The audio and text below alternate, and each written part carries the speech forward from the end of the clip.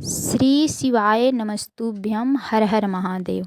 देखिए यह वीडियो बहुत ही खास होने वाला है क्योंकि 9 जनवरी को है इस साल की पहली प्रदोष और मासिक शिवरात्रि। यह बहुत ही अद्भुत संजोग है कि साल की पहली प्रदोष और मासिक शिवरात्रि की तिथि एक ही दिन पड़ रही है। यह प्रदोष बहुत ही खास होने वाला है क्योंकि यह मंगलवार के दिन पड़ रही है।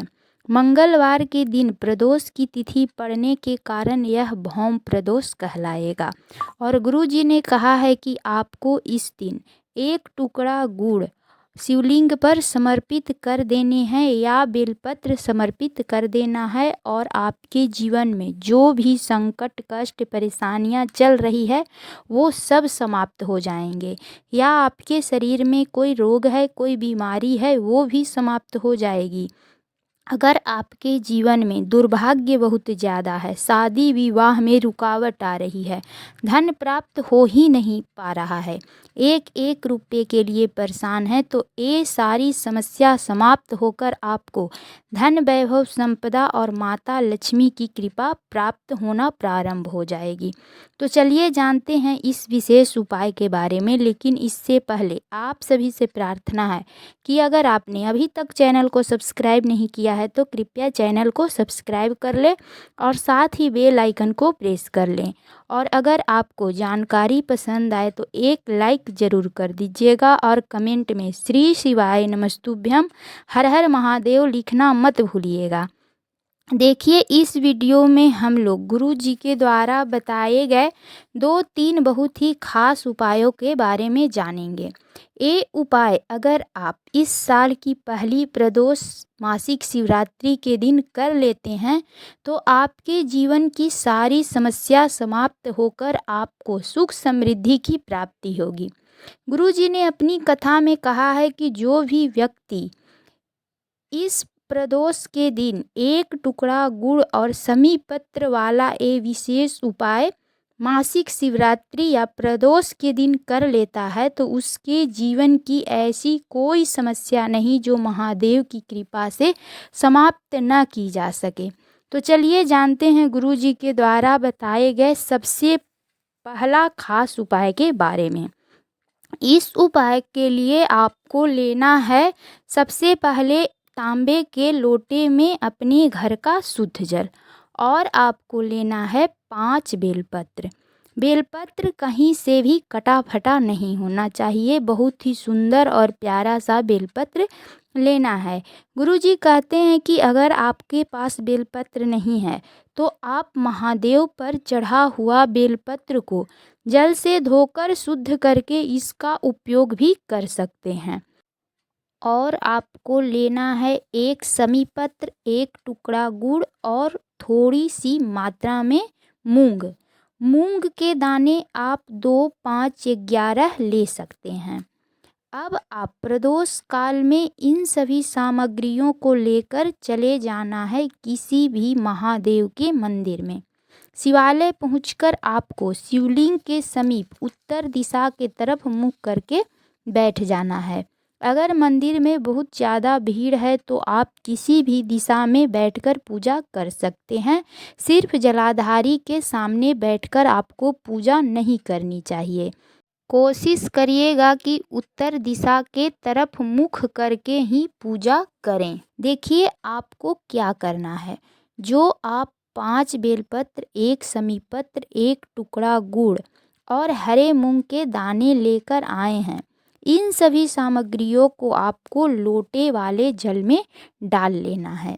इसके बाद इस जल को महादेव के शिवलिंग के ऊपर श्री शिवाय नमस्तुभ्यम मंत्र का उच्चारण करते हुए समर्पित कर दीजिएगा। जल समर्पित करते समय इस बात का ध्यान रखना है कि जल समर्पित करते समय ही सारी सामग्री जल के साथ ही महादेव के शिवलिंग के ऊपर समर्पित हो जाए। अलग से लोटा में से हाथ से निकालकर समर्पित नहीं करना है। जल जब समर्पित हो जाए तो इसके बाद आप वहीं पे मंदिर में ही महादेव के शिवलिंग के समीप अपना हाथ जोड़कर अपनी मन की बात, अपनी मनोकामना आपकी जो भी मनोकामना हो, आपकी जो भी कामना हो, महादेव से कहें। आपके जीवन में जो भी कष्ट हो, महादेव से कहें। इसके बाद आप अपने घर आ जाइए। गुरुजी कहते हैं इस उपाय को आप 3 से 4 प्रदोष को करके देखिए, आपकी मनोकामना शीघ्र ही महादेव पूर्ण कर देंगे। लेकिन महादेव पर अटूट विश्वास और श्रद्धा होनी चाहिए। चलिए अब जानते हैं गुरुजी के द्वारा बताए गए दूसरा खास उपाय के बारे में। अगर आपकी विवाह होने में देर हो रही है, विवाह होने में समस्या आ रही है, रिश्ता आता है लेकिन किसी न किसी कारण से नहीं हो पा रहा है, या फिर पति पत्नी के बीच में नहीं बनती है, हर समय किसी न किसी बात को लेकर लड़ाई झगड़ा होते रहता है, दोनों एक दूसरे को देखना तक पसंद नहीं करते हैं। अगर आपके जीवन में भी इस तरह की परेशानियां चल रही है तो आप इस उपाय को इस मंगलवार के प्रदोष के दिन जरूर से जरूर करके देखिएगा। आपकी परेशानियां शीघ्र ही समाप्त हो जाएगी। ये उपाय मंगल विवाह के लिए भी है और पति पत्नी के बीच के रिश्ते मजबूत करने के लिए भी है। इस उपाय को करने के लिए आपको लेना है एक बेलपत्र। बेलपत्र बहुत ही सुंदर और प्यारा सा लेना है, और आपको लेना है लाल चंदन और एक हरे मूंग के दाने। साथ ही आपको एक तांबे के लोटे में अपने घर से शुद्ध जल ले लेना है। अब आपको इन सभी सामग्रियों को लेकर चले जाना है महादेव के मंदिर में। शिवालय पहुंचकर सबसे पहले आपको महादेव के शिवलिंग के सामने उत्तर दिशा के तरफ मुंह करके बैठ जाना है। इसके बाद आपको बेलपत्र की तीनों पत्तियों पर अच्छी तरह से लाल चंदन लगा देना है।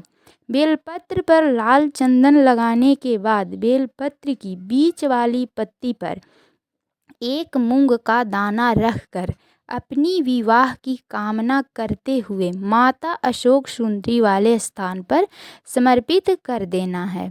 जिन लोगों को पति पत्नी के बीच में रिश्ता सुधारना है, मजबूत करना है, लड़ाई को ख़त्म करना चाहते हैं, पति पत्नी के बीच के रिश्ते को ठीक बनाना चाहते हैं, वो लोग दोनों के बीच रिश्ता मजबूत होने की कामना करके माता अशोक सुंदरी वाले स्थान पर बेलपत्र को समर्पित कर देना है। बेलपत्र की बीच की पत्ती का मुख महादेव के शिवलिंग के तरफ रखना है और डंडी जलाधारी के तरफ रखना है। इस प्रकार से इस नियम से बेलपत्र माता अशोक सुंदरी के स्थान पर समर्पित करना है। बेलपत्र समर्पित करने के बाद एक तांबे के लोटे से सबसे पहले जो लाल चंदन लगा हुआ बेलपत्र माता अशोक सुंदरी वाले स्थान पर समर्पित किए हैं, उसी बेलपत्र के ऊपर थोड़ा सा जल समर्पित करना है। बाकी का बचा हुआ जल महादेव के शिवलिंग के ऊपर श्री शिवाय नमस्तुभ्यम या ओम नमः शिवाय मंत्र का उच्चारण करते हुए समर्पित कर देना है।